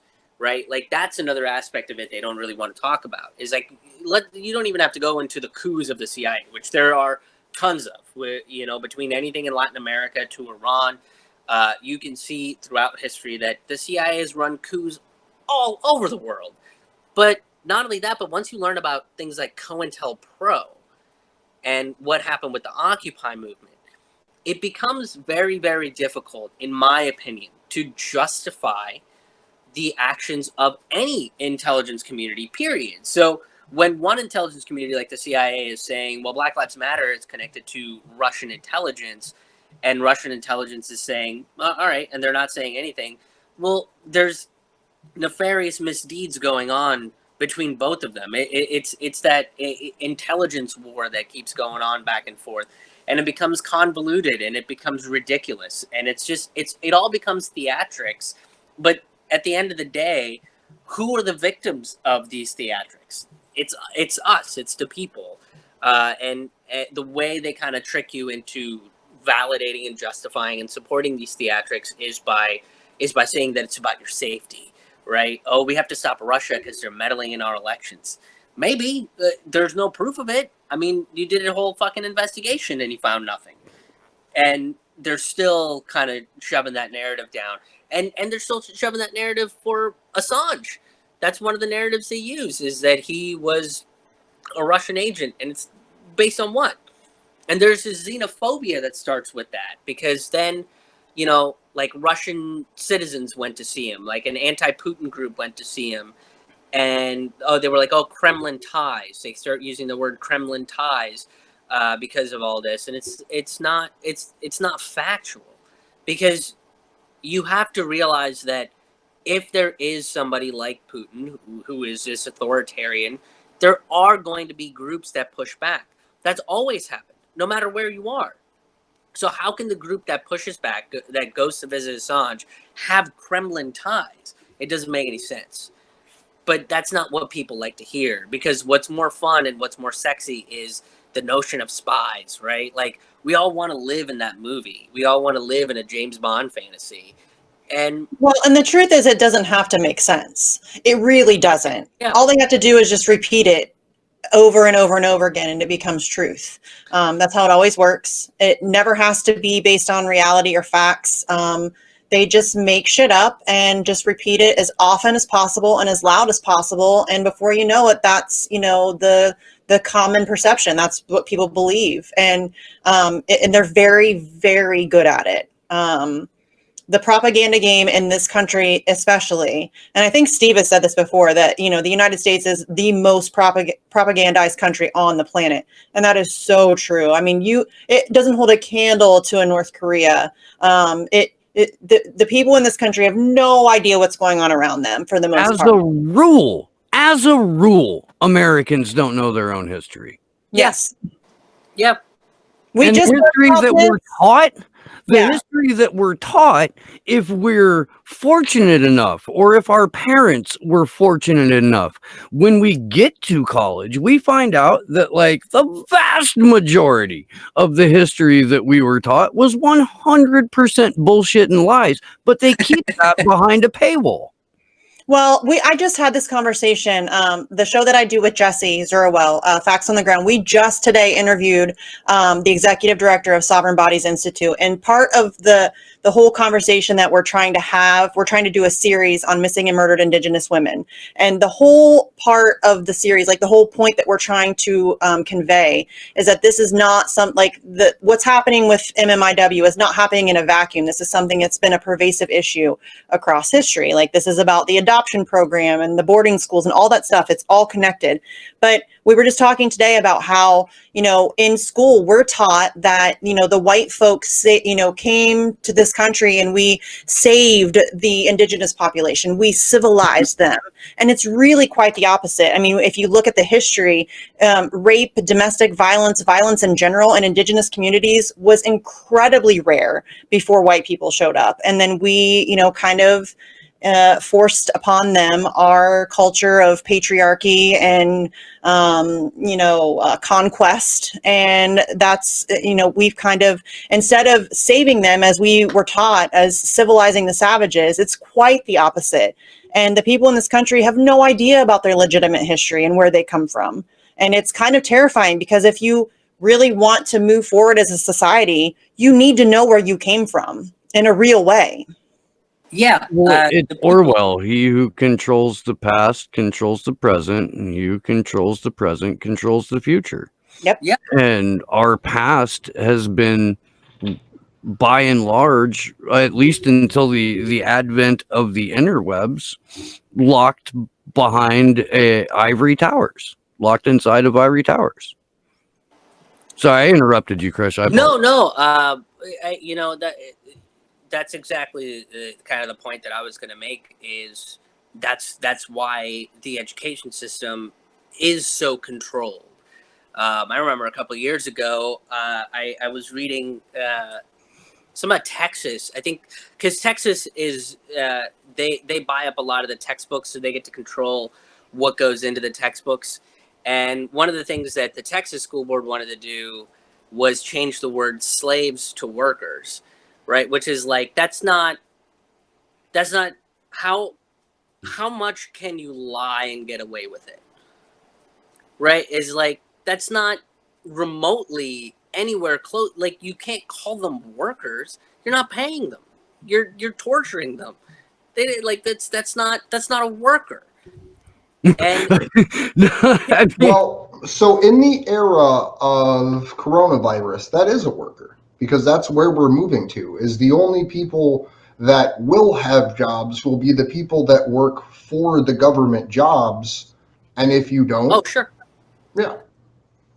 So they're trying to redefine what slavery is to mean the worker, because what ultimately they're after is so much automation and tracking and tracing that if you step out of that line, you just get eaten alive by society in and of itself, but also the system. That way, if they redefine what that means, you know, when we use terms like wage slavery because somebody doesn't get paid enough to do their job, well, the word slavery doesn't mean anything anymore. It's lost its edge. It's lost its historical meaning.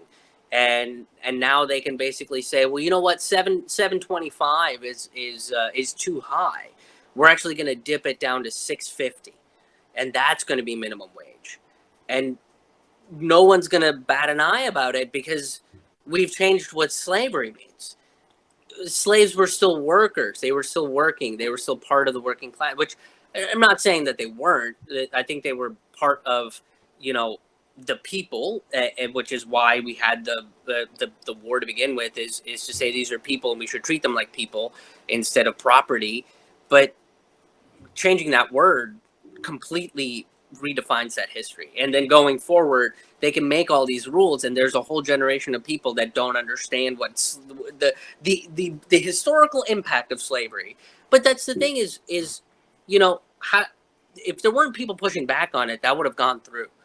I remember when I was doing a piece on this a couple years ago, it's like they were also trying to depict Mexicans as drunk and lazy in the textbooks. So again, it's like you can put an anti-immigration rhetoric out there. And when you hear a politician say that, oh, well, all the Mexican, they come through and they're all drunk and lazy. Well, now you have a whole generation of kids that have seen a textbook that has essentially described them that way, and then seen an image where they're also depicted, with red noses and they're sleepy and they're not really working or anything, when that's the furthest thing from the truth. So kind of controlling the education system is a big deal. And now we're having this argument about sending kids back to school and not really giving a shit about like what that's going to do to teachers and what that's going to do to families and communities. And the only people that are pushing back are the teachers' unions. The teachers' unions are the ones that have come up with a list of demands. They have come up with a way to sit there and say, well, this is how you create a safe environment. And these are all the precautions we have to take as a country to make sure that kids can go to school and everybody can be safe. And the CDC hasn't even come up with a plan. And the fucking unions have done it. And what do we do in this country is we shit on the unions. Well, so the plan here in the city that I live in, where I had to choose to not send my girls to school, they are doing a reduced class size 2 days a week. And if anyone in your class gets flagged by your county contact tracers, which is in and of itself is a whole different fucked up thing we talk about, but you have to go home, your whole class and your teacher go home for 14 days.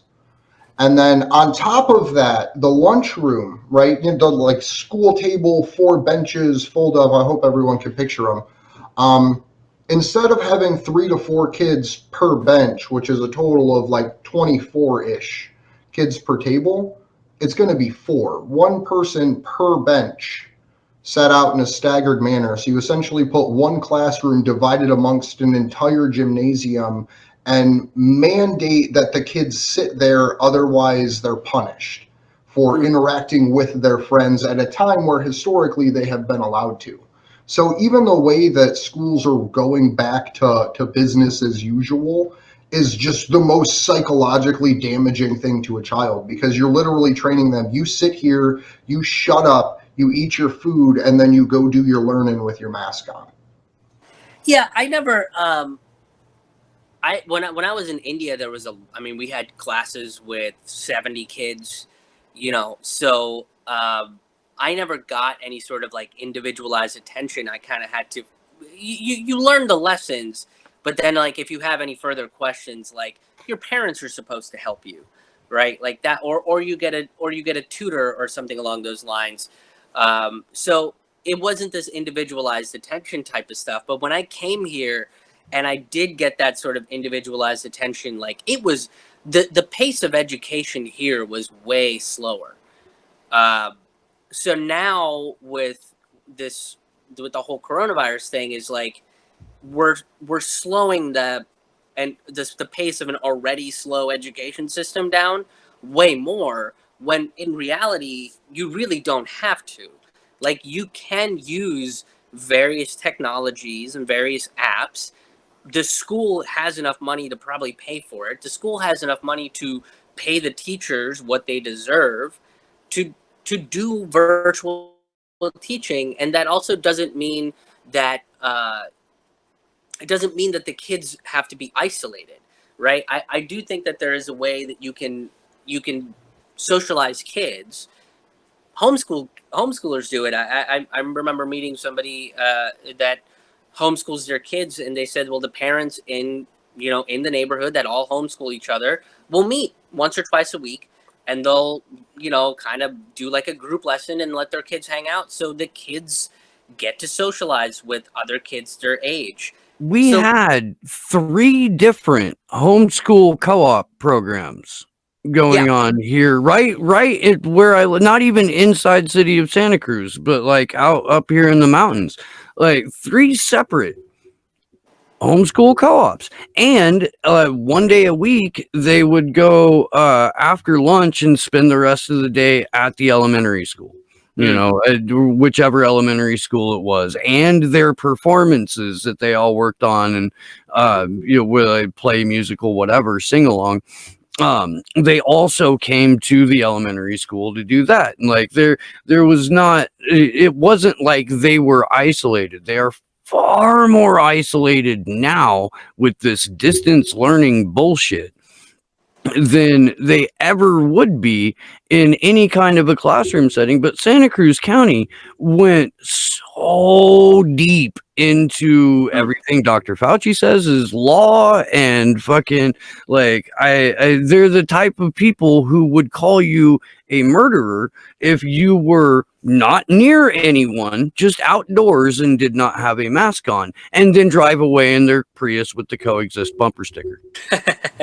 Well, to steal the conversation a little bit, kind of on the topic of online learning, there's a Wise Up Action article that just came out about a new documentary, or not just came out, but about a new documentary that's coming out about Julian Assange and his father, more specifically, and his struggle that he's had with this. So do we want to, can you pull that up on the screen share for us, Steve? The which one? Sorry, I was reading the chat. The Wise Up Action article? Yeah, give me just a second to actually do this the right way. Boom. And I believe this Saturday we're going to be having the filmmaker on the vigil. I believe if it's not this Saturday, it's next Saturday. Yeah, a beautifully crafted short documentary made by journalist and filmmaker Pablo Navarrete. And this is just the event thing. There's not a synopsis. I would love to be able to play this trailer. I would. I don't know if you guys are going to be able to hear it. What I'll do is try. And please let me know in the chat if you're able. Jesus, if you're able to hear it. Come on. I'll even turn up a little bit.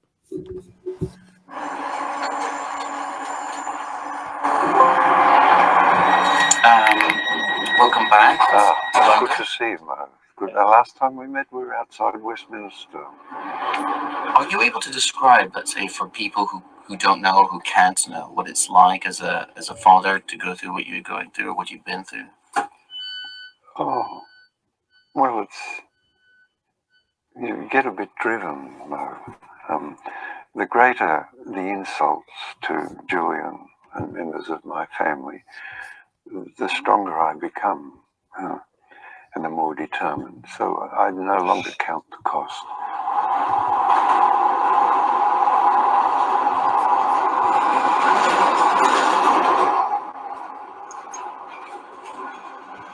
So I'm gonna play the second one here real quick, just short little clips. Oh no, that's a picture. So yeah, there we have it. That's your teaser for the no extradition films. Again, I'm not 100% certain if it'll be this Saturday or the following Saturday, but that documentary filmmaker Pablo Navarrete will be on the vigil.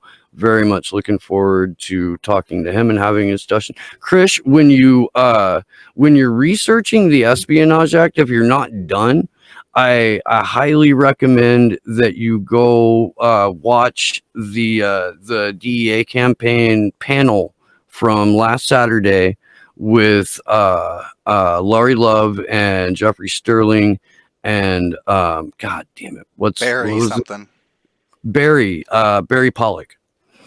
Okay. Who's one of Julian's U.S. attorneys. And Hey, can I just mention something about the documentary, just real quick, like while people no. watch that? Really, dude? But they're selling tickets for that. It premieres on this Thursday, the 13th.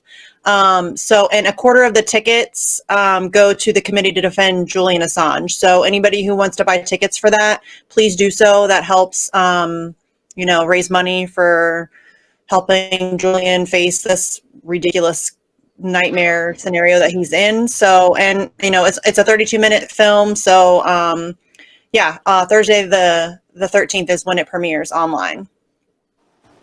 And I would recommend trying to get other people to watch it with you. If you have friends that are mildly political that would be interested in coming over and sitting down at your house and watching a 32-minute documentary about Julian, invite them.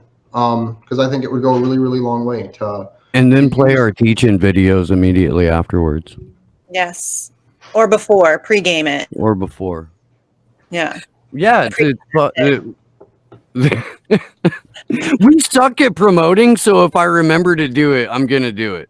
Dude, I was just really proud of myself that I remembered to mention the show that I do with Jesse, and then I was just sitting here thinking about it. I'm like, I didn't even say the name of the show. No, you did. You did. Did I? Did I really? Yeah. Yes. Victory. Yeah. I'm so terrible at self-promotion. Yeah, we're really bad at trying to get the word out. No, to the point of this documentary is, I think that's one of the aspects of it I don't think a lot of people really consider is what the family is going through, and putting yourself in their shoes. Like, his mama breaks my heart. His mother every day. Oh, yeah. Breaks me. It breaks me. Like, it's honestly almost painful. Like, I follow her on Twitter, and she'll send me stuff in DMs that she wants to get out there and stuff. And I obviously always retweet everything that she sends me, but it's honestly almost hard for me to follow her because every day I see her tweets and I think about what that is and what she goes through. And I can't even wrap my head around it. Even being a mom, I can't wrap my head around, the situation that she finds herself in and that her son finds himself in. Like, that's truly devastating. I'm honestly impressed with, I don't know what the right word would be, but with the way that she deals with trolls, because she's one of the people that is the most affected by troll accounts going after her constantly. And it's disgusting to see, but she does it with such grace and poise that when the little people do it, the little people respond and correct them. But when the big trolls come through, like that one bitch that essentially said she was going to vomit knowing that Julian had kids with Stella Morris. It was relatively wonderful to see the way that she managed to slam that person down without even having to say mean things about that person. Yeah, I admire her for that for sure, because I don't possess that skill. She always, tries to encourage Julian supporters to always respond with, and be polite and all of that. But I don't believe in civility politics. And as much as I would like to honor her by doing that, I just think civility is killing everybody. And I don't have that in me. And she really is kind of amazing at handling those kind of people, and she's just so committed to the facts that she can handle any of the smears that get thrown at her. It's like she just allows it to kind of, I know it doesn't roll off of her back, but she is able to address it in a completely fact-based manner and not resort to turning things into, being nasty or anything like that, which I'm 100% guilty of all the time. And she's amazing at staying away from that. I'm going to say two things and then I'm going to have to jump off. I do my best to stay as civil as possible. Only because there's a chance that I might get through. They don't have to agree with me, but at least they might understand it. But my caveat to that is, once they start getting shitty, that's about the time that I hop up. I have a bad temper at times, and I can say some pretty awful things, and that's not a part. That's not on a personal level. It's not a side of myself that I particularly like, because it's bad. Like if I'm gonna go and be an uncivil asshole, it's I'm gonna go for how can I psychologically destroy you as a person for the next, I don't know, 10 years. Let's just say 10 years. You'll never stop thinking about my comment. It's like that's not a part of myself that I particularly like. I try to stay as civil as I can, but once they start, like I had somebody coming after me about one of the videos I put up about not voting any blue no matter who, and it's something that I've said for years, and it's not anything new. And this person apparently has been following me for years, and within, I don't know, the third comment, it got real shitty, and they were levying insults at me, and I was basically like, okay, well, you don't have to follow me anymore. Like, I'm giving you permission to go away, and that's where I left it, because if I was going to continue any further, I knew I was going to let my temper get the better of me, and civility is exhausting. It's really, really hard, especially when the person you're trying to be civil to has no intention of being civil to. So people call me uncivil because I have anti-war material, and I go after certain politicians that are not, and I call them war hawks and sociopaths, and they think that sort of stuff is uncivil. And to me, I'm like, well, that's me being as civil as I possibly can be to somebody that wants to blow up a country full of people that look like me. So, civility is out the window in that regard. So to the point of Julian Assange's mom, and the second point that I wanted to make was, it is amazing that she can be civil to the people that come after her in this way, because I don't see this being a controversial issue. What's going on to Julian Assange, I don't see a way that you can sit there and demonize this guy. That you might not like his personality, you might not like the way that he says things, but what he has revealed to me, there is no argument that what he has revealed is the crimes of the elites, and that is what the argument should always be. But people don't want to do that. So when they don't, and she still stays civil, and what his father's going through, and what his kids are going through, and what his fiance is going through, it humanizes him, because it's something that I think the trolls have a really hard time. Like, how do you justify going after somebody's mom who has to witness their kid going through psychological torture and like physically degrading? There's really no way that you can sit there and try to. It's a slow motion execution. She's literally watching her son being executed slowly over time in front of her eyes, and there's nothing she can do about it. And I can't imagine anything more horrifying. My wager would be that these trolls don't watch anything but corporate media, right? They're the people that are watching CNN and MSNBC and all these other news networks that constantly bash and smear all the time, and that's what they're watching. And those networks have no regard, no inkling to, humanize Julian Assange in any way. So they don't talk about Stella Morris. They're not talking about his parents or his kids or the people around him that are personally affected by this, because why would they? They don't want to humanize the guy. They don't want to show that, what he did took a lot of guts, and he knew that he was going to be in the crossfires of some pretty powerful people. So I think that it's even more important that as much as we talk about, yes, it is not the fact that Julian Assange is somebody that you might not want to have a beer with. Doesn't fucking matter. What matters is what he revealed. And what matters is the psychological and physical toll that he's going through, as well as his family. And if that becomes the narrative, then it's I don't see how you couldn't be on his side. But again, corporate media doesn't want that narrative. And once you kind of see that corporate media doesn't want that narrative, where do you go? And it's coming over to this stuff, right? Coming over to the independent journalists and the comedians that talk about them and saying, oh, well, maybe I've got it wrong, and opening your eyes to something different, something interesting. And it is going to be difficult, because when you kind of rattle and shake your whole worldview, you got to rebuild from the ground up, and that's not something that a lot of people are willing to go through. And it's like, shit, I never considered myself to be a Democrat. I never aligned myself up with the party, or I've never aligned myself up with any party, period. But when I was a kid, like in my early 20s, I thought the Democrats were the good guys, right? I think a lot of people did. I thought MSNBC was like a real news network.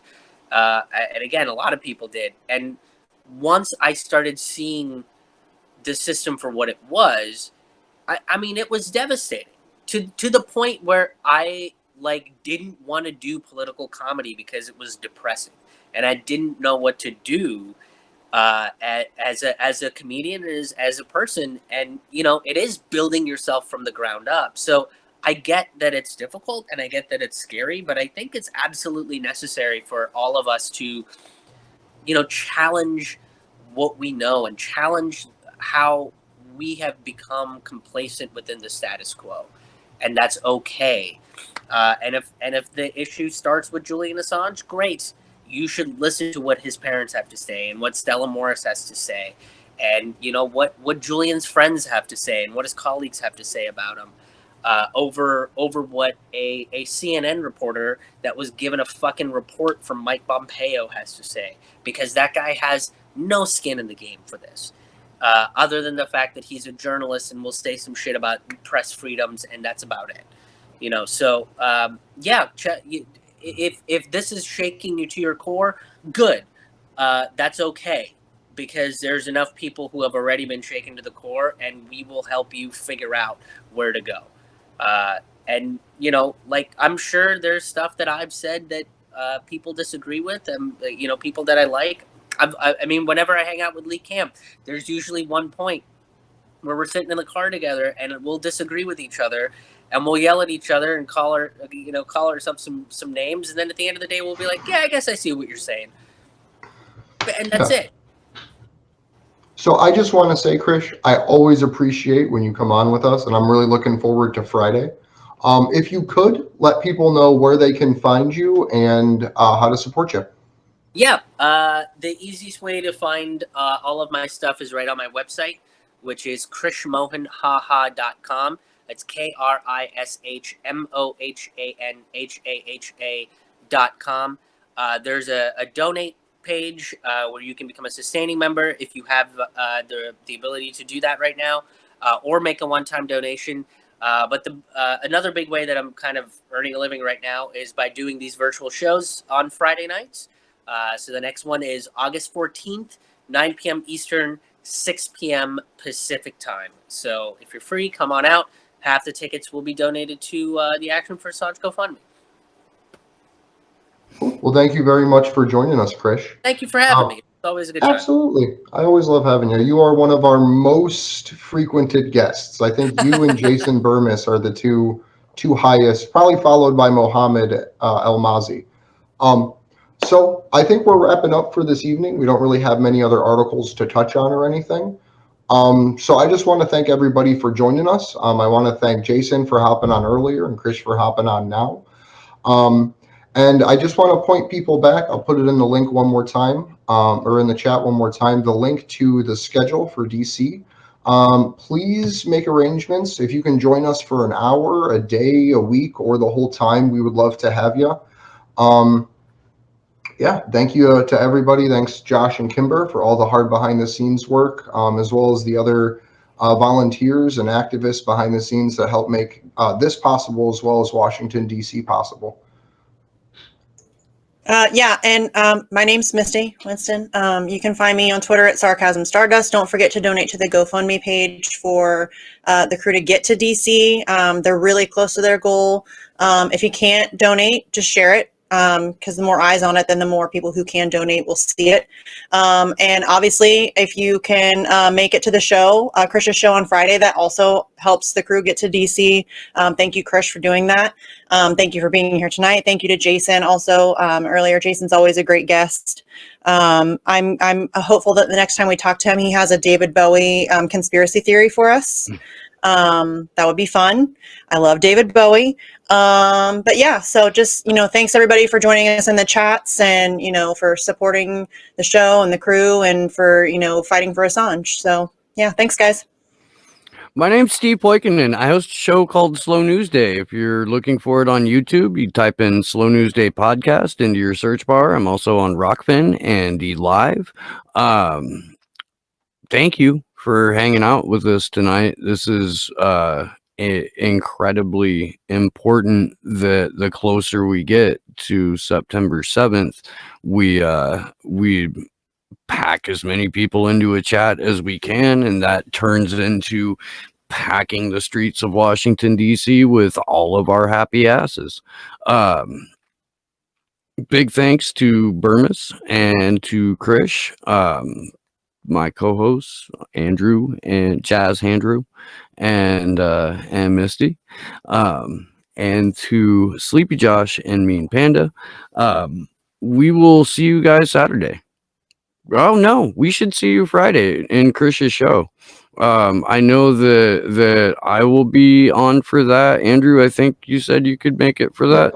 I'll be able to be there for that. Okay, and I'll be there for that. I'll come. I'll be there. Yeah, kick ass. I'm in. So the more the merrier with that, really. And they are, man, they're fun. Like I've thoroughly enjoyed myself hanging out for those. So yeah, hopefully we see you Friday. Good luck to us all.